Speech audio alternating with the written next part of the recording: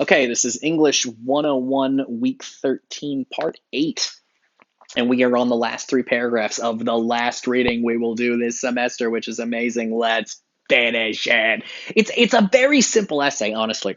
Don't get confused and frustrated by the details of her examples. Like, if you don't know that song and you don't know that drug and you don't know uh, this kind of person she's talking about, this Smiley or whatever, Super Hans European Bob.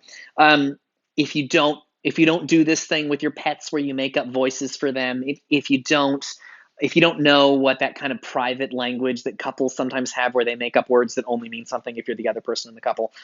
Gone Girl does that a little bit, by the way. If you know the movie Gone Girl, she writes her husband these coded notes that only mean something to him.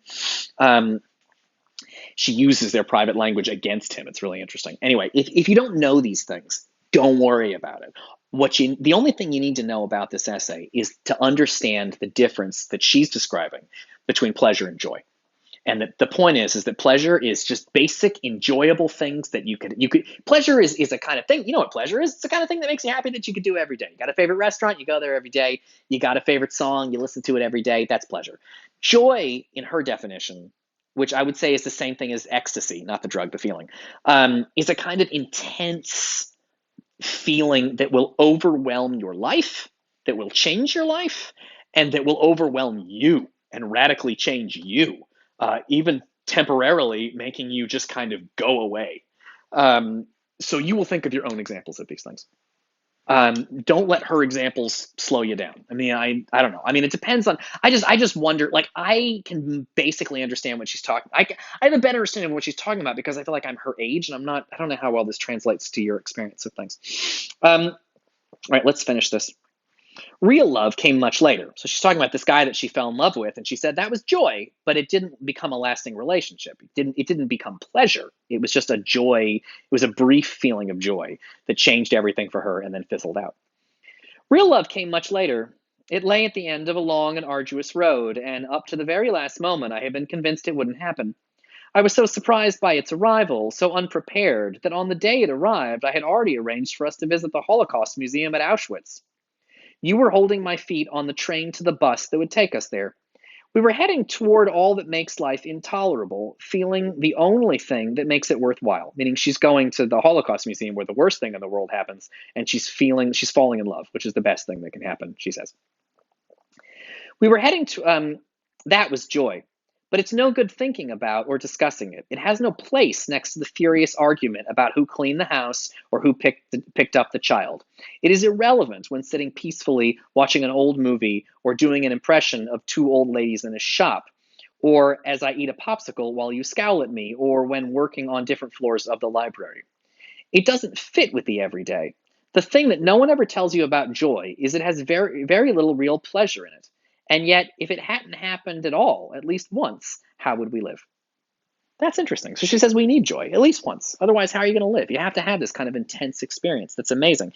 She kind of skips over it a little bit, and I feel like it's easy to miss. But right, I mean, the Holocaust is just one of the greatest or one of the greatest tragedies that just ever happened in the world, which is that the Nazis just murdered 6 million fucking people for no goddamn reason in terrible, torturous, awful ways.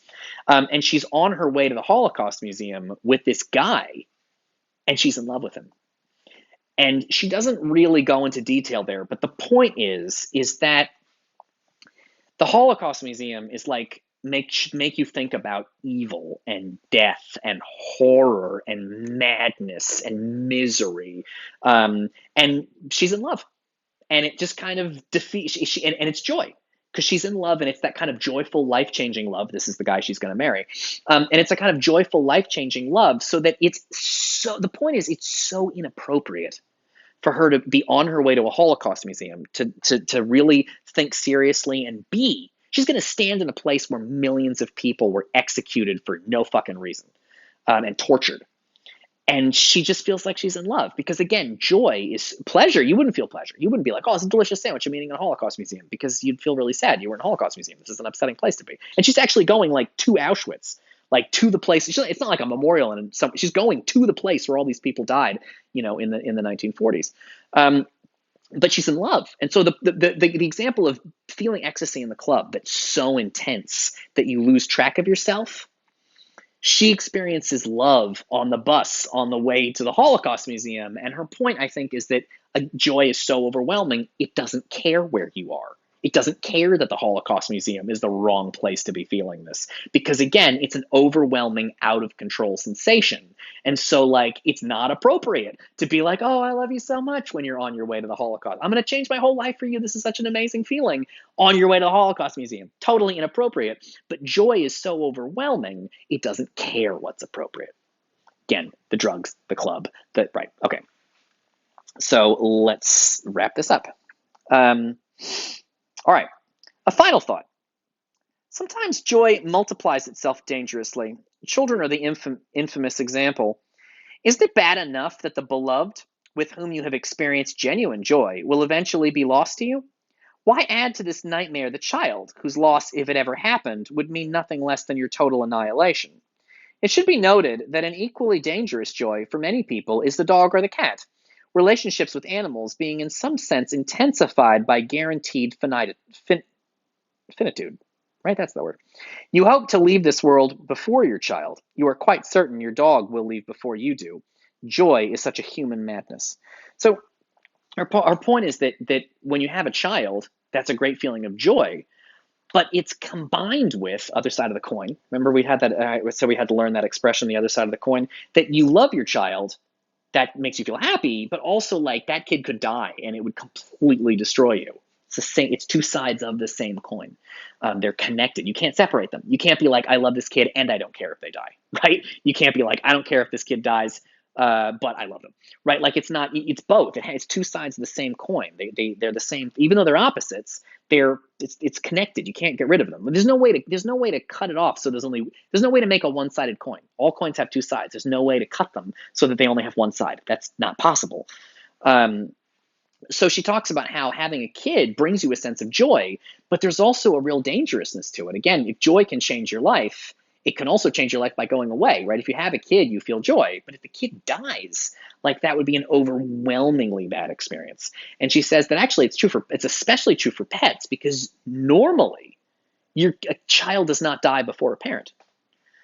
But normally animals do die before owners. And so you're kind of, she says part of the joy you feel about your pets is knowing that they're going to die before you and that you're going to have to deal with that. Like it adds to you. You want to appreciate them more because you know they're only here with us for a little bit. Okay, cool. We're doing really good. Last paragraph. And then she says, joy is such a human madness. It's such a strange thing to go for this kind of overwhelming, crazy, life-changing ecstasy feeling. Okay, cool. Actually, I think since I'm on the last paragraph, I think I'll just pick this up in the next video. Right? Yeah.